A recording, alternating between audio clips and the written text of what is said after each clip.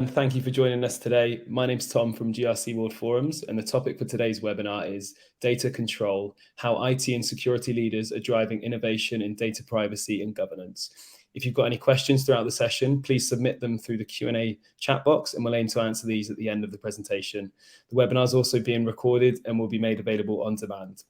Presenting the session, we have Yacov Salomon, who is co-founder and chief innovation officer at Catch, and Jonathan Joseph, head of solutions and marketing at Catch. Welcome all, and thanks for joining us today. I'd now like to hand over to Yacov to kick off the session. Hello, everyone. Thank you for having us. Myself and my co-founders here, Jonathan as well, have founded Catch in 2019. Previous to that, we were all part of a startup that we sold to Salesforce in 2016. And I spent the next 2 years in Salesforce, helping Salesforce become GDPR compliant just in time for 2018. We've built a product and a technology that was hailed as industry standard. But we all, as technologists, knew that we left the system, the applications, the services, the data stores worse than we found them. They were more expensive to run. They were more buggy and hacky. And we all came out of it feeling like we can do a better job with regards to privacy. And we founded Catch with the key concept of let's try and embed trust inside the technologies that we all know and love, that we use to store, collect, process, analyze, and share data. And when we looked at the market, let's have another click there. When we looked at the market and started speaking to CIOs and CTOs and CISOs, can I have another click on the presentation? Thank you. We've realized that in many organizations, there is this conundrum, this what appears as a zero-sum choice that need to be made. On one hand, organizations are asked to treat data as an asset, build a lot of data science, machine learning, AI, analytics, make decisions driven by data, cherish data, build data assets in an organization. On the other hand, there is this, especially in current times, the data is a liability, headwinds that in that world, data breaches, privacy, secure the data, shut down, stop using some aspects, and so on, so on, so on. And for many of the professionals we've seen, they felt like if they do better in one, they might sabotage the other, and vice versa. And this dichotomy of how do you put these two things together was at the heart of a lot of what we heard. Interesting conflict. Now, just to get a sense, go ahead, Jonathan.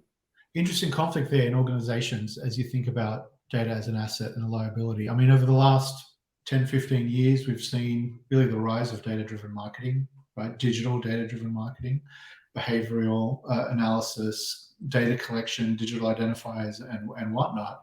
And then now to counterbalance that, we've got all these privacy regulations. And so different teams and different parts of the organization may see this as an asset, may see it as a liability. One of the questions we wanted to ask the audience here is, across your business, how do you see data? Is it mostly an asset? Is it mostly a liability? Is it mostly a bit of both? So we'll head to a poll here. Yacov, did you have any comments on this? No, I think this is a real interesting poll. I'm looking to see what results we get. But this dichotomy exists not just within organization, but across the market as well. So we see a lot of the conversation out there, both from a policy and a government, is trying to figure out where do we sit with data. It certainly is the trend that data and intelligence systems are here to change, make the world a better place, increase efficiencies, and build better products and technologies. But on the other hand, data is a liability in a lot of industries, like health, like finance. Awesome. Okay. Poll, Tom? This is interesting. Results in there, guys, and they've been published to the audience. Okay. Maybe give us another click. So just moving on, when we looked at that problem hard enough, we actually saw a new angle to that dichotomy. And the key ingredient was really that idea of trust. And we believe that this dichotomy gets resolved. And in fact, the two sides of this coin gets now in a synergetic cycle. And what we mean by that is once there is privacy and security in the system, there will be more trust. And we trust there will be better quality data fed into intelligent systems that produce better value, which then encourage trust again. And in many places and in many ways, we believe trust is the quintessential missing ingredient in a lot of technologies, solutions out there that will enable the real next phase of intelligent system revolution. We in the industry term those technologies that are involved and responsible for embedding trust inside every single database and every single process as privacy enhancing technology. It's a new wave of technologies coming out there. And we're excited to share with you a little bit today how those privacy enhancing technology can shape the world. So Yacov, interesting results from the poll here. 31% of people said data is mostly an asset, right? Only 4.5% of people said it's mostly a liability, which is interesting, right? Because I think there's kind of a European skew here to the audience, and so they've been down the GDPR path, but they don't see it as a liability as much. But 64% are with you. It's a bit of both, and I think that's exactly what creates conflict in organizations, right? I mean, it is a bit of both in organizations, but there's one team where it's primarily an asset. It's another team where it might be, a compliance liability issue on how they handle data. And how do those two come together, essentially? And are they compatible? And how do we make them compatible, right, is what we wanted to talk about today. Yep. All right, one more click. So yeah, here's how we approach it. And Yacov, actually, when you were talking about the Salesforce experience, one of the ways I think about that, it's kind of a silly example, but the first lab-grown hamburger cost $400,000. And then that was our experience at Salesforce, right? Incredibly expensive to manage the complexity of data systems that they had over there and have them be GDPR compliant. I mean, you've got those stories about how much it costs to just run an Amazon compute, right? And what that would cost and what you need to do from a GDPR perspective. And so that really got us thinking on how do you solve some of this complexity that exists in privacy and governance and security today. We'll unpack that a little bit, but we think the answer to it is basically being able to control data across its life cycle. And what we mean by that is when you're collecting data, when you're using data, and then ultimately in your exploration or kind of retention of data. If you can control data at a granular level across that life cycle, you can solve a lot of the privacy challenges that you may have in your business. And then, we'll talk about this a little as well. It's not just about privacy use cases. We're seeing more and more IT owners, CIOs and CISOs, chief data officers, chief marketing officers in some instance, own these privacy projects. And when they start to own or invest in these privacy projects, they're opening the aperture in what they're able to deliver. So they're getting into governance, they're getting into security. We're seeing those worlds converge. And so we'll talk about that a little as we kind of move through this presentation. Yacov, anything to add? Otherwise, we'll go to the complexity. No, I think that's perfect. Cool. So what makes privacy so complex? And the way we think about this is there's complexity in three big areas.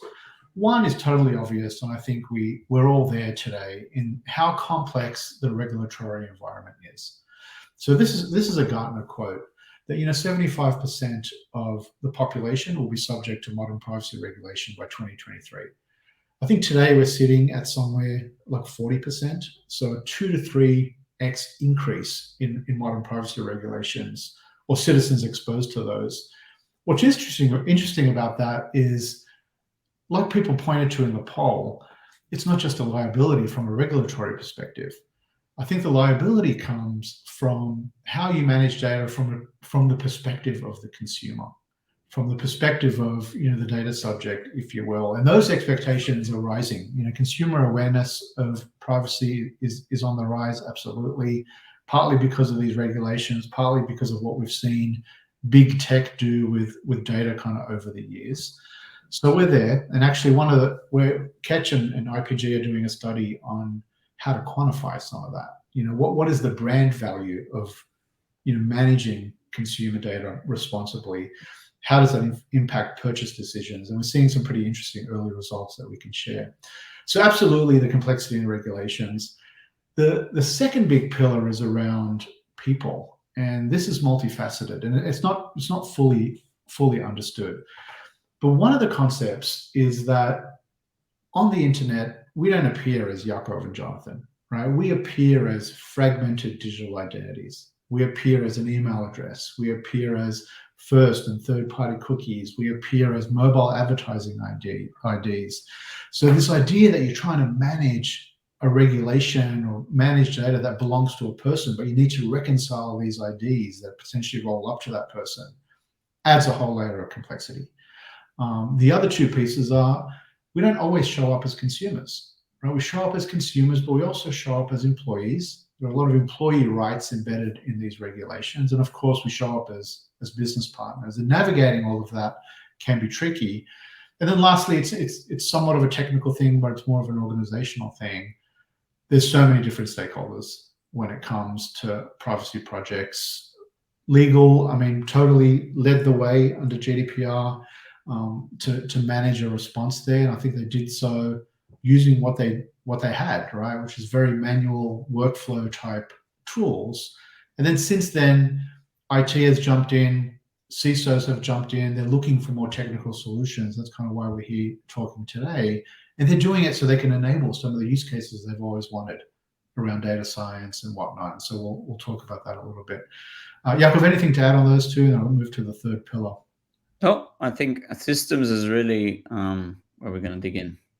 Systems is a big one. So especially when you're talking about data control, one of the complexities we've been managing is just basically the vast array of data systems that exist in the average corporation today. So I think I saw somewhere that it's something like 60 SaaS applications or internal systems on average per business. That expands exponentially as you look at it at a database level.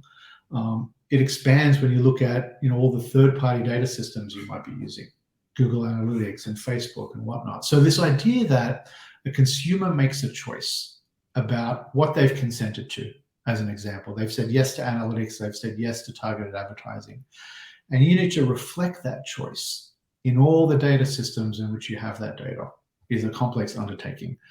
And then secondly, if a consumer executes or asks for the data to be deleted or the data to be accessed, it's a similar exercise where you're rolling through these 50 or 60 systems to try to fulfill that request. And we'll talk a little about some of the innovations there that have been happening. But anything to add there, Yacov? Then we can move to this. No, I think to summarize just that idea of regulatory people and systems, I think there's three maybe interfaces there. One is through looking at it through the lens of society, right? So we talked about governments and policies and everything else, and they're trying to in each one of those, both from regulatory, just putting out those rules, from people perspective, trying to get into identity spaces and mandate there. So Dubai recently is trying to make big moves as well. Many countries are thinking about digital identity, and from a systems trying to put standards out there. And then there's from the industry and from the consumers, right? The end consumer angle is really interesting here.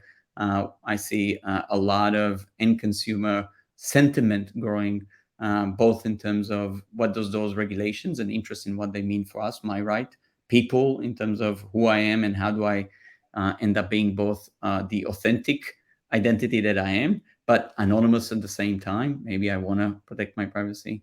And from a system perspective, how do I, as an end consumer, get afforded the ability, the transparency that is required to know that if I say delete my data, you really deleted it? I think that's another very interesting angle we'll dig into a little bit. Yeah, thanks, Yacov. So this idea that data control, perfect control of data across its life cycle is fundamental to conquering the complexity and privacy, not to just read off the slide here. But this idea is starting to gain a lot of traction. And it's starting to gain a lot of traction because of how manual the response was to regulations like GDPR. Right? We did what we could. I'm amazed at how many people are still using spreadsheets to to manage what they need to do from a regulatory perspective. But you see here, Forrester has started to talk about this more and more. Data discovery, was a thing that was intensely manual. This idea that you need to understand what data you have, people would do that via manual surveys. And imagine every new regulation, you're redoing a manual survey that where you seek to understand what data you have, right? It isn't scalable if you think about a 3x increase in modern privacy regulations. So this idea that people need to do that needs to be automated and scalable and easy is gaining traction. One of the quotes I really like from Forrester in the wave they recently completed was, people are moving from paper-based compliance to data-based compliance, and that's kind of essentially what we're seeing as well. And as you see that movement towards more data-based compliance, you're seeing CIOs, you're seeing CISOs jump in and solve some of these privacy challenges. And when they're doing that, they're solving for other things, like who's accessing data within my organization? How do I reduce my data footprint, right? And so this idea that you have this always-on data discovery helps you with a lot of that. And Gartner has been down this road for a while, and they see it as data discovery, classification.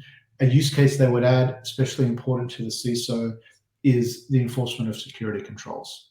So when data is accessed in your business, it's not just that you're seeing what data is accessed, but you understand why it's being accessed. And when it's being surfaced, you can control how that data looks. So does it need to be anonymized? Does it need to be masked? And so you start to see these worlds converge, right? And Yacov, one of the ways I like how you explain it is this journey that we're all on. I mean, we're on this journey at Catch, right? How we're building our Right, company. that's right. I mean, that's right. And we like to think of it as a comply, control, secure 3-phase evolution here. It is interesting. This is very much putting data in the front seat, and I think as humanity, we've been for a while saying now data economy, and data is more valuable than oil, and so on, so on, so on. But I think there was a little bit of still an infancy kind of approach to it, and I think we're at the early stages of a real effort towards putting the foundations for that data economy. And the way we think about it sometimes is, the early internet was really interested in adoption. So we've built a lot of the companies around metrics that were really solely focused on adoption, number of unique users, clicks, and so on and so on. And the job was really to get everybody online. I remember Eric Schmidt in 2004 was asked, oh, my kid is on the internet all the time. What should I do? And he said, well, turn it off, have the internet on just an hour to a day back in 2004. And more recently he was asked and he said, well, look, you can't turn it off. So I think adoption was an effort we were, and that left the world in a place where we're now all online. But one of the negative externalities of that is that we lost these notions of trust that we have in the offline world, the fiduciary relationship we have with our doctors and the private conversations we have with family and friends, and introduce those trusts into the online world. And of course, the first thing that happened is regulators steps in and said comply. And I think the world, most of the companies in the world today that we see are still coming on board with comply. Some leaders are already moved on. And the moved on is to say that there's 2 ways you can comply. There's a process-based and there is a technology programmatic way to comply. And the first generation comply tools have left organization exposed, because if you do it a process way, and if the regulatory world keeps changing, you're going to end up playing the whack-a-mole game we just shown before with complexity that Jonathan speak about, how you keep on modifying your systems to adopt. If you do it in a programmatic way, well, then you're in the data control world, and you're starting to influence and affect programmatically how data is accessed, stored, managed, collected, shared, and you're responding to the comply in an automated fashion. But then, of course, this world converges with the security world, and that's where we're heading next, where security, traditional access control patterns that haven't really evolved outside of the IT world and meet the big data intelligence system world that it needs to. So that evolution will meet the evolution from the privacy perspective and we're going to be in that secure data kind of world. Thanks, Yacov. And hey, I saw that question in the chat there. The slides are a little blurry for some reason, but we can send them out. Let's move to the next slide, please. So this convergence is absolutely happening, and it's fascinating. There's an argument that privacy came completely out of security, right? That it started in security and kind of privacy evolved out of there. But what we're seeing today is really these three worlds coming together.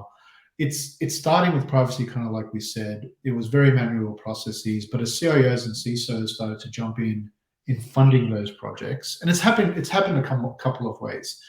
CIOs and CISOs are being leaned on to own these privacy projects because they're so technical in nature, because there are these data control elements in them.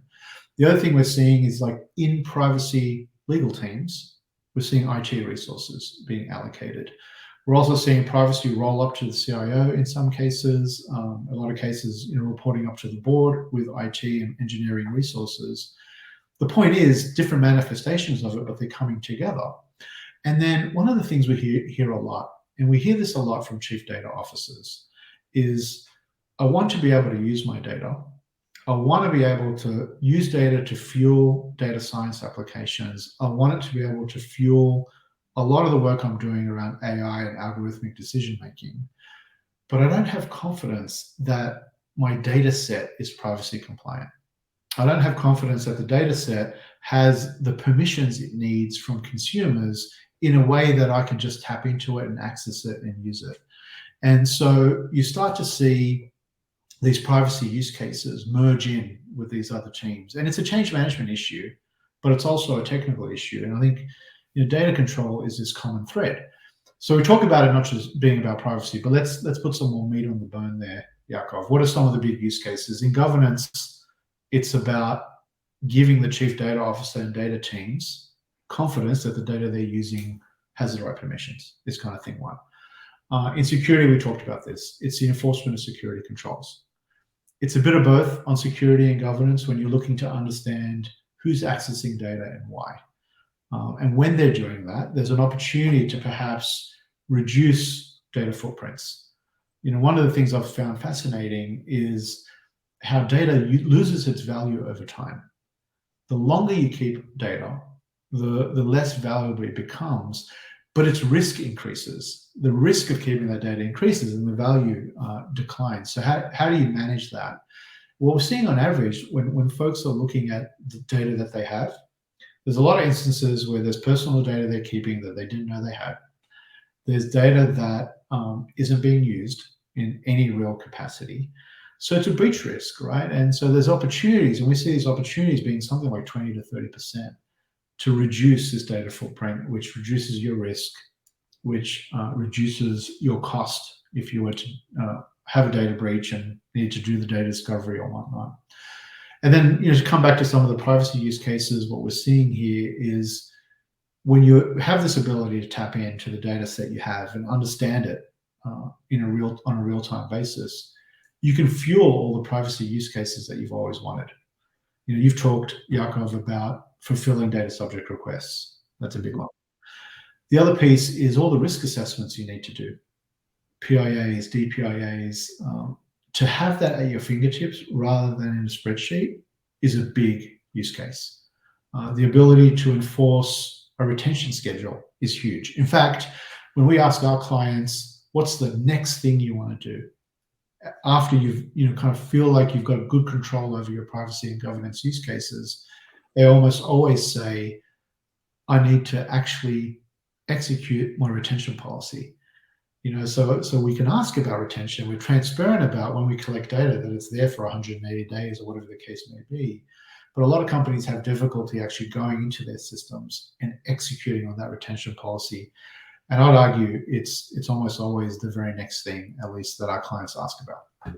Absolutely, yeah. And I know this diagram might different folks in the industry might draw these circles a little bit different.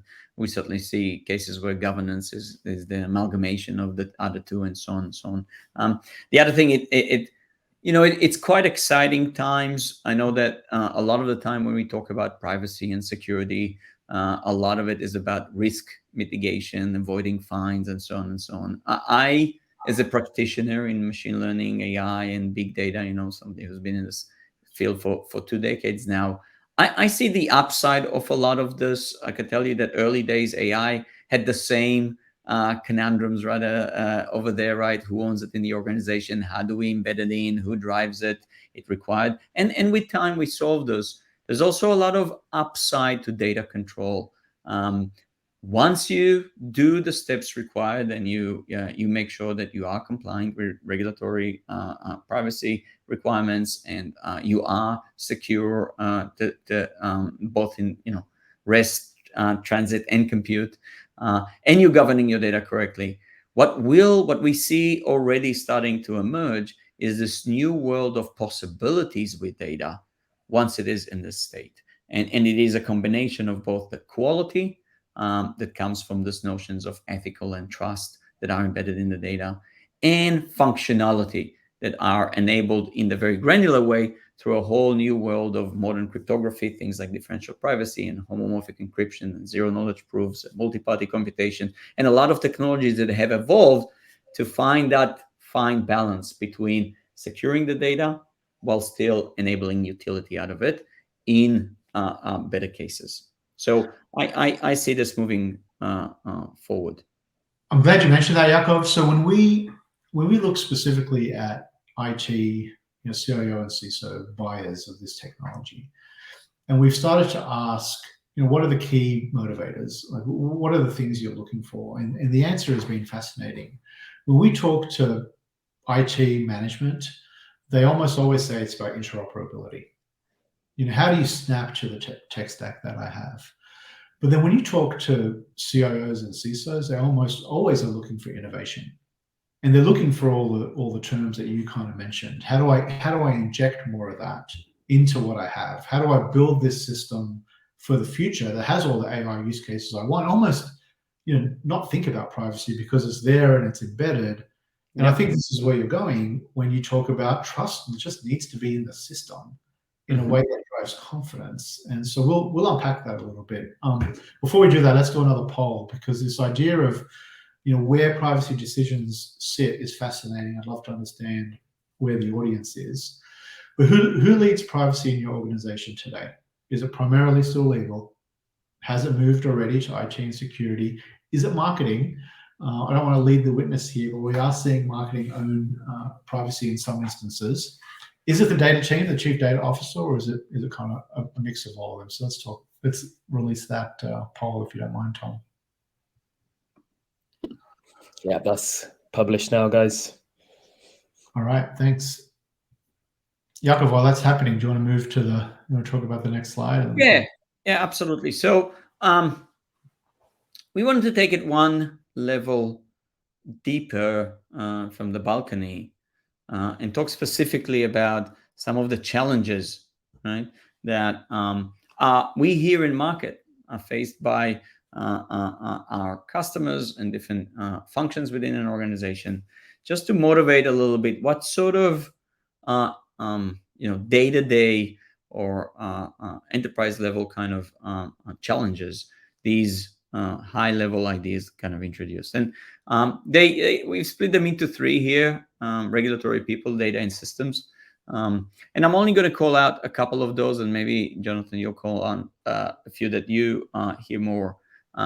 So the first one here on regulatory, this idea that you need to now change the experiences that your end consumer are faced with, depending on the jurisdiction and the regulatory compliance where they exist, down to what factoids and data points you collect about in every one of those interactions is certainly a challenge that most organizations have not faced before, right? There was a single interface, your website or your app, in which you interacted with your, or maybe multiple of those domains, but they were all invariant to where the user comes from in the world.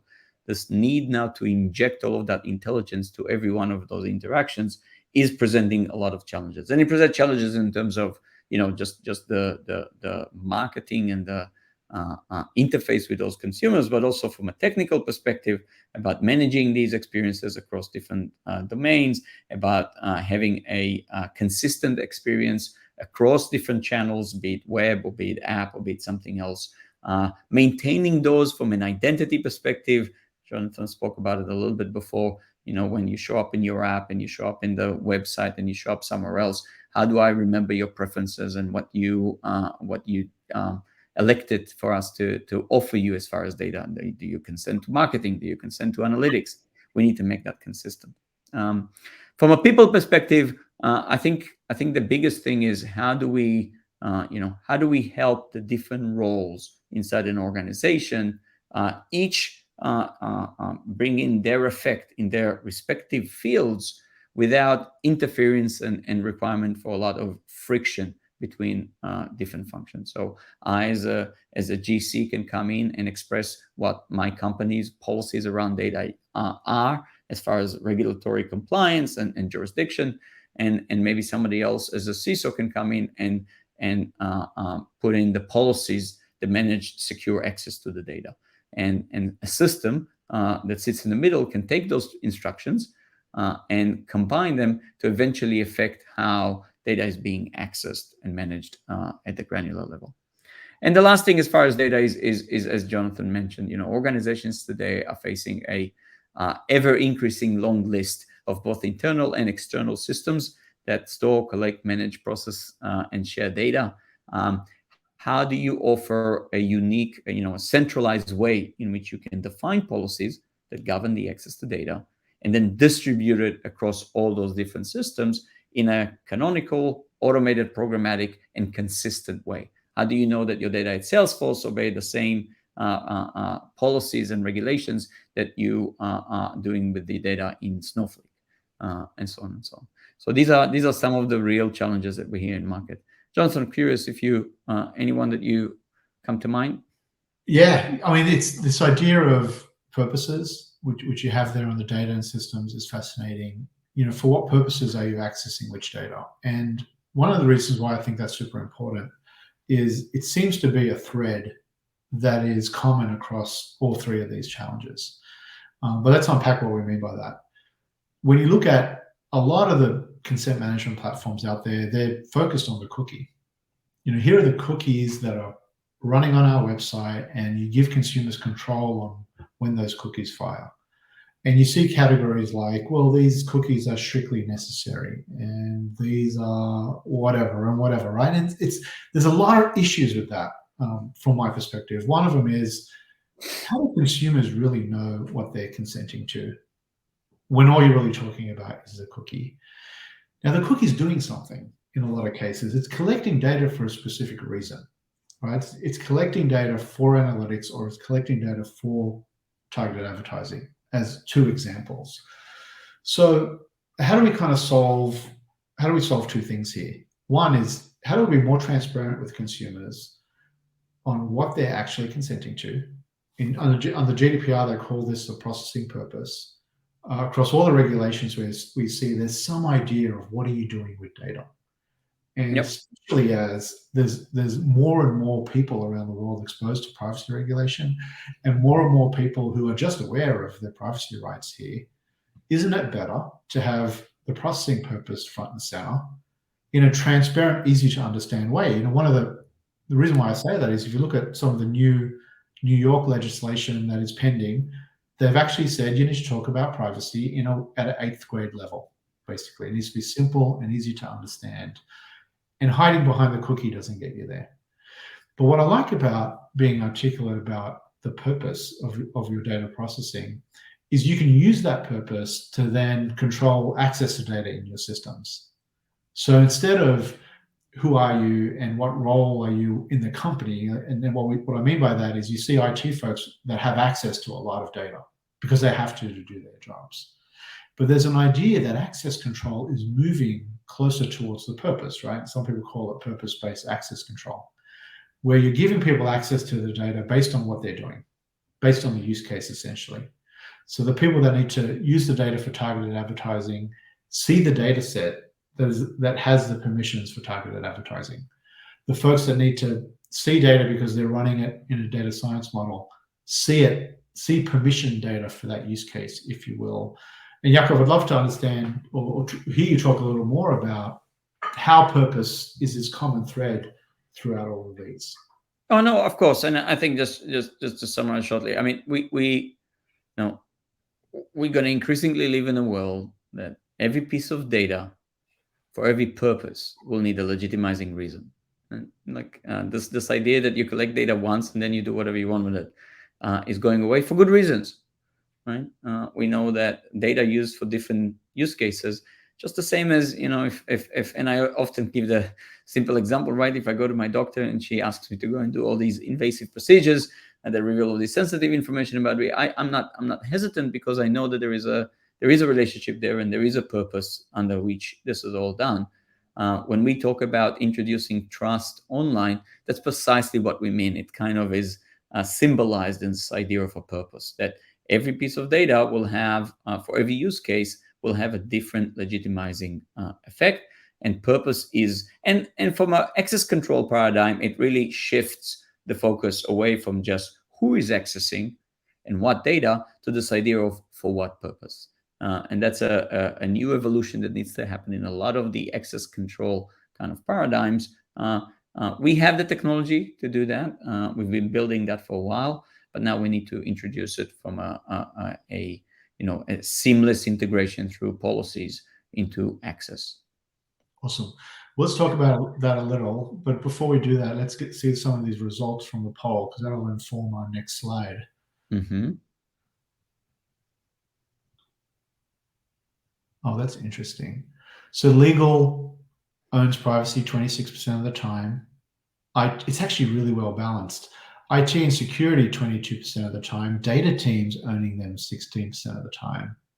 And then all of them, depending on the use case, 22. So it's super balanced. Marketing didn't come up. Where we do see marketing is where they own consent and preference management often. That's right. And in more like CPG industries where marketing really owns a lot of the data, drives a lot of the data technology. It'd be interesting to run the same poll actually by industry and see if there are trends by industry. I will suspect that different industries have different traditional owners. And I would also, another interesting role that I've been observing for a while rising up the ranks is this chief data officer role, right? This idea that there's going to be a new role that owns every aspect of it. I'm also kind of hesitant of what does that mean, but we saw a few organizations where that happened, but that's another angle on that question, isn't it, Jonathan? Yeah, no, exactly. Yeah. Well, let's talk about so the next thing we wanted to do is just look at, okay, so if we recognize these real pain points that organizations are facing as far as how do they meet all of these requirements, then we wanted to spend a moment about at least our point of view on what are the four primitives, pillars that are required for any solution that can consistently answer many of those struggles today. And we believe it has four key ingredients. The first one is really about understanding your data. And we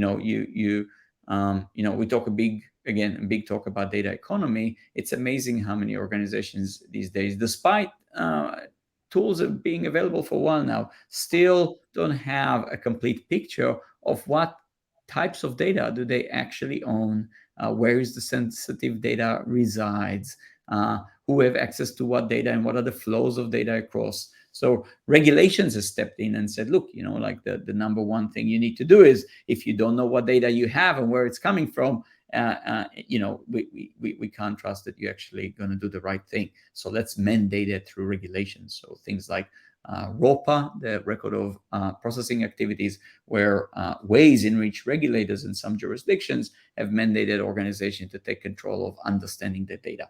But of course, you should do that anyway. I mean, there's a lot of benefits for an organization to understand the data. And there are sets of tools today that broadly fall under this idea of data discovery and data classification that go into the various systems, understand the metadata about your data. So you don't want to exfiltrate any data out of those systems. You don't want to give any system access to your databases, but you do want some metadata about the data to come back, understanding that you have a table called customers and it has a column name and column last name and email and so on. And classification is interesting because with the advances in natural language processing and machine learning, there is now the ability to operate at the edge on your data, right? And get the higher level context about, oh, this is not just a column of number. This turns out to be age. This turns out to be social security number and other sensitive aspects. So we can now understand better the sensitivity of your data and the metadata and combine it all in data catalog or asset manager. There's various names there out there for that technology. With the understanding of the data, I believe the next big ingredient is policies.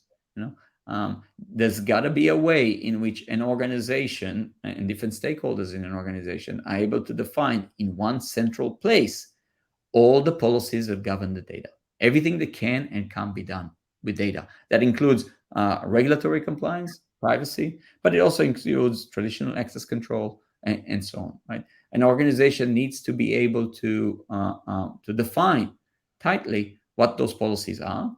And then, of course, those policies need to be then translated into the myriad of systems, as we said, both internal and external, where they're going to get executed.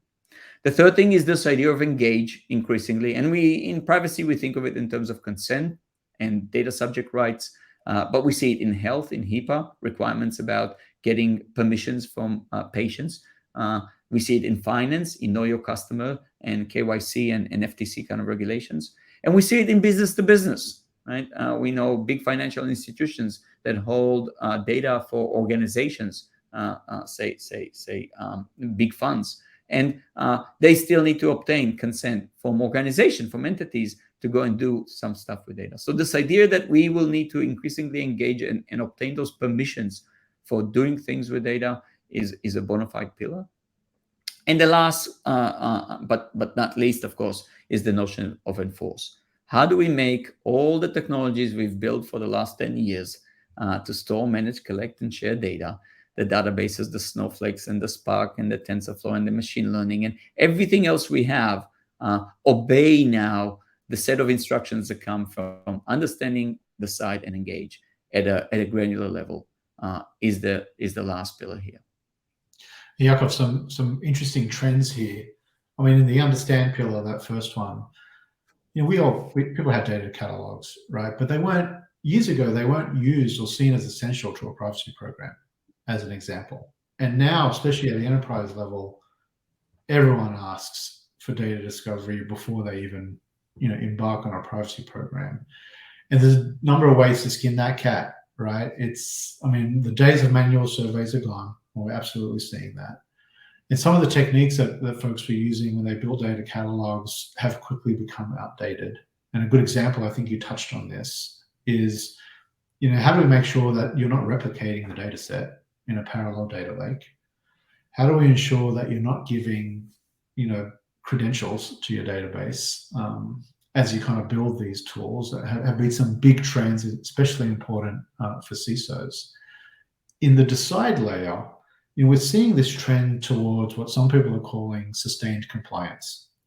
And what they mean by that is it's not about every regulation and building kind of tiger teams to address each one of them. And it's really about how do you develop a framework or a process where you can quickly snap to new regulations as they come. And one of the ways we think about that is there are these privacy primitives, if I can talk about privacy compliance for a second. And privacy primitives are the commonalities that all privacy regulations share. There's an idea of which rights are you affording citizens in that region. And there's basically a global set of rights that, if you really looked at it, every regulation has some subset of those: access rights, deletion rights, rectification rights, and what we can go on. And so if you could build a system that says, what are the rights you want to afford citizens in that jurisdiction? And you can select from a list and snap to that, and all the underlying infrastructure helps make that happen. That's essentially what we've built at Catch. The other two privacy primitives that are super important are the processing purpose, which we talked about. What are you doing with data? And for each subset of data that has a purpose, like targeted advertising, like algorithmic decision making, in each law, there's a corresponding legal basis. Now, they call it legal basis. So I don't want to get too much into the legalese here, but what they really mean is, what permission do you have to process that data? And often they're talking about some version of consent. Now, I say consent, but I mean consent in the broadest possible term. And I like the word you're using, Yacov. It's more about permission. And permission can come from opt-in consent. It can come from the ability to give people the chance to opt out. It can be a disclosure, right? And so there's permissions can be many and varied. And one of the things that's been important is these permissions need to also view or have a connection to when you need to keep data for different reasons outside of privacy laws. For example, when do you need to keep data for tax reasons? When do you need to keep it for financial reasons? So it starts to really mesh beyond, kind of just what the permissions that a consumer has given you. And then in the engage layer, of course, this is where we go and get the permissions, right? And you go and get those permissions. You need to do that in a multi-channel way. You need to do that in a way that's streamlined for consumers. It's not just about privacy there. We're definitely seeing a trend to broader preference centers where consumers not only engage with you on their privacy choices, but they're also saying, here's how I'd like you to communicate with me. Or here are even the things I'm interested in that you may market to me, as long as you articulate the value exchange. And then lastly, and this is where I know you've been doing a lot of work here, Yacov, but this idea that we're operating in a data ecosystem and consumer choice needs to be reflected across all the vendors and data systems that you're working with. How do you really do that? I know you were developing standards for that. I know we're developing common communication protocols to make sure that happens. But this is the key, right? To building this horizontal data economy that you're kind of saying is coming. Trust in the system, consumer choice reflected everywhere. So that's some interesting trends you're seeing there. Yep. Yeah. All right. Let's if there's any questions from the chat, I'm not able to necessarily see it, but we'd love to address that. And now for the last part here, we wanted to open it up a little bit and get to the extent possible participation, or Jonathan and I can easily also interview each other. But we have some quotes, some insights from the market, from analysts, right, Jonathan, about some trends that are visible. And we wanted to see if we can spark a little bit of a conversation around some of these ideas. Yeah, we've got 3 of these, and then we'll wrap up. But this first one we've talked about, this idea that 3/4 of the world will be subject to modern privacy regulation. It's a quote from Gartner by 2023. And that for me introduces a couple of interesting ideas. One is, yes, there's a lot of regulation coming. And it's not just privacy regulation, right? There's the AI Act, there's the Data Governance Act in Europe. There's a whole ton of AI stuff yet to come. And so having a system that, what we call data sustained compliance, to manage that, to understand these commonalities, to have a connection into your data sets where you can quickly build your risk assessments and things you need for these laws are important.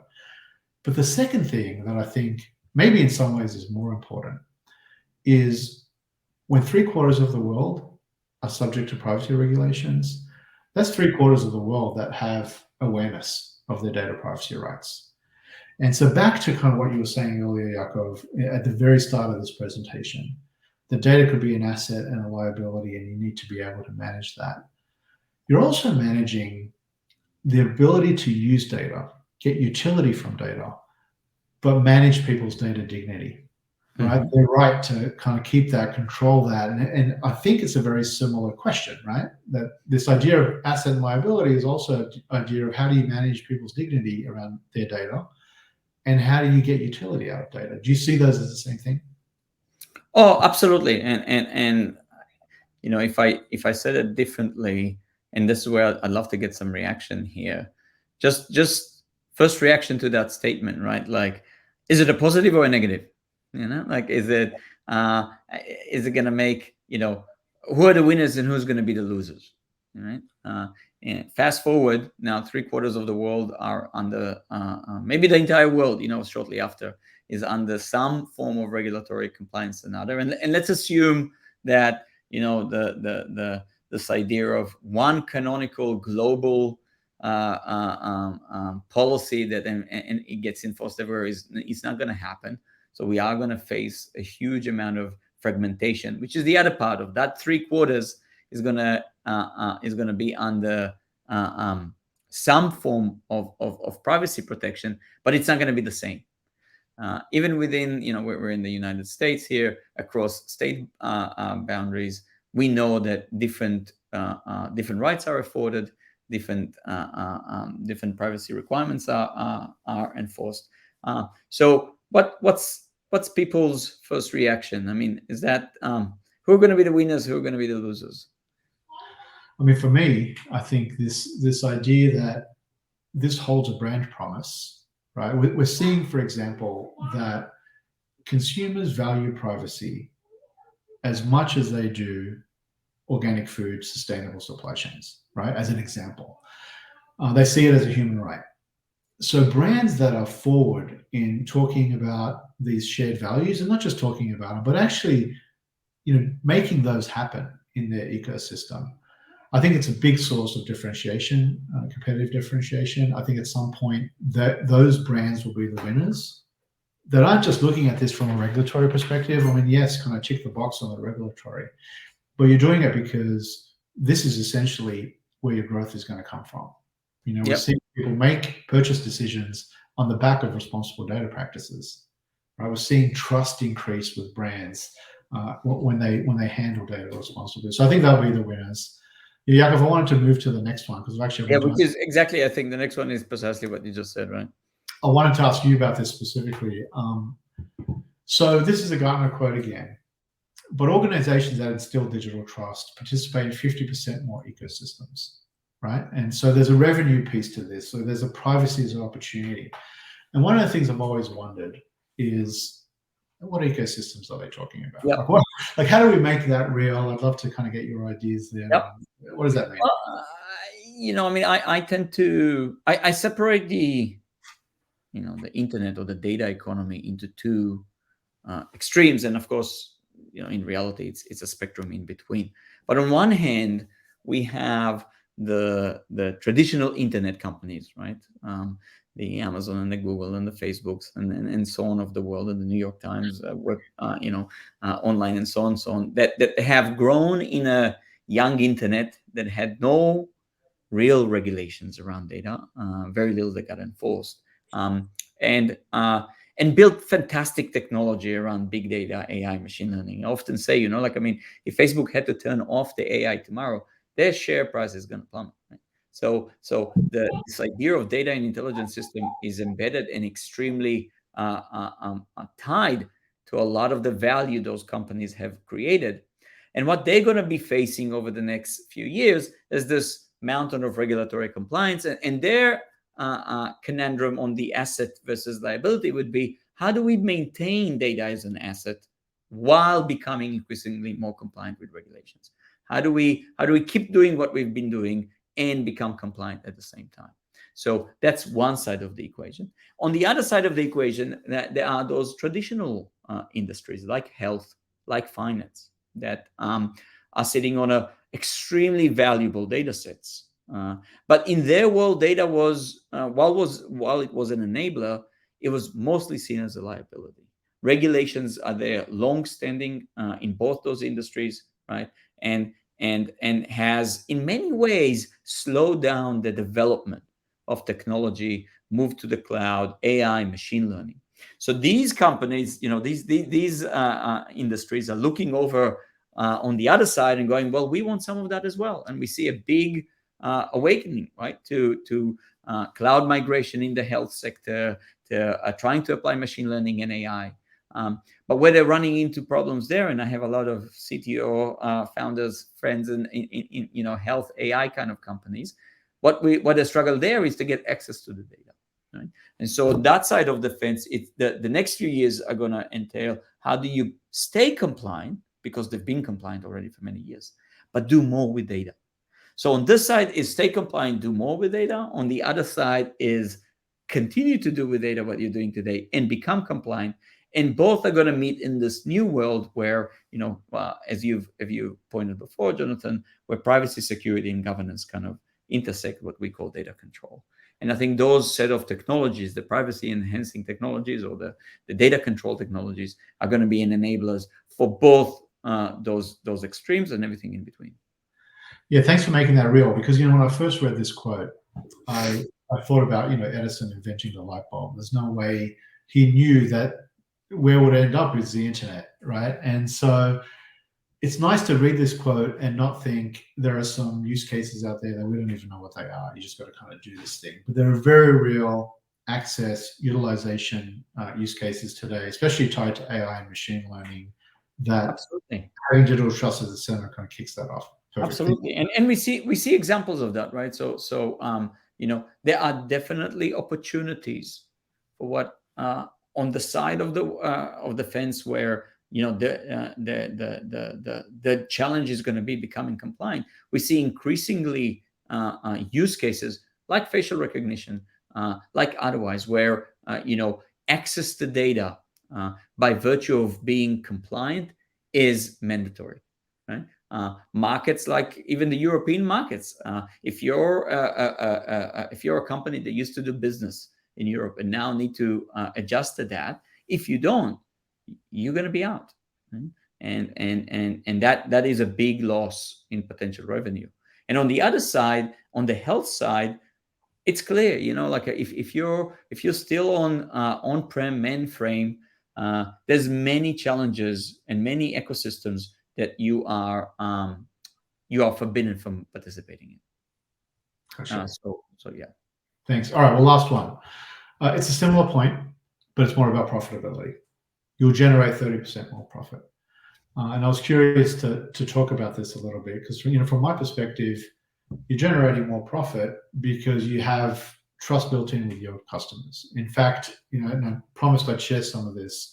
This study that we're doing, it's a focus group across the US and UK on how consumers are thinking about privacy and how it drives their purchase decisions.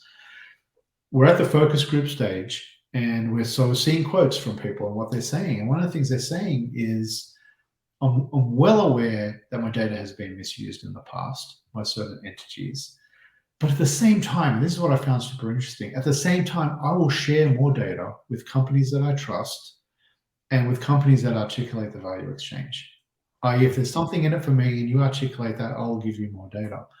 And I think that has massive implications for cost per acquisition or acquisition cost of new customers and this ability to market to existing customers, which we know on average drive 80% of revenue. So that could be one angle. Reducing compliance cost could potentially be another angle, right? You're not looking at regulations one by one. You have a programmatic, systemic approach to each of those. I was curious if you had any other ideas there, Yacov. By the way, this is totally unrehearsed, right? So apologies for putting you on the spot, but yeah. No. I think we there is this trend now where the the incumbent in a lot of different industries is being challenged, and we see a trend where some of that challenge comes from this idea of trust and brand value around trust and data, and I think it's getting traction. It's there mostly in the B2C kind of world. So you think about social networks and the overemphasis all of a sudden on things like encrypted messages and privacy and this idea that beyond just the strict regulatory compliance, they afford users additional features that guarantee, look, we got you, right? Like your data is safe with us. And they understand that doing so is not just a nice to have, it might be a requirement for doing business with consumers. And it's definitely happening in the B2C world. We don't see as much in the B2B world right now, but I think increasingly, as when you talked about, Johnson, supply chain, like this idea that if you think about a simple thing, if I go to the supermarket and I want to pick up a bag of organic beans, coffee from Ethiopia, so here's the last thing I'll leave you with, is this idea that one day we will be able to have real secure supply chains around data, where I know for every piece of data where it comes from, what's the permissions that were given, and how we govern it. Awesome. Well, Tom, Yacov, thank you for this. I know we've got 10 seconds left, but if anyone wants to continue the conversation and learn a bit more, we're here. We'd love to chat. Thank you for the time today. Thank you very much, guys. Big thank you to Yacov and Jonathan for a really insightful presentation. And thank you to our audience for joining us. Final reminder, this webinar will be available on demand in case you missed any part of it. And the details to join that will be sent via email. Thank you again for joining, and we'll see you again soon. Bye-bye. Thank you so much, everyone. Thanks you for having us. Thanks.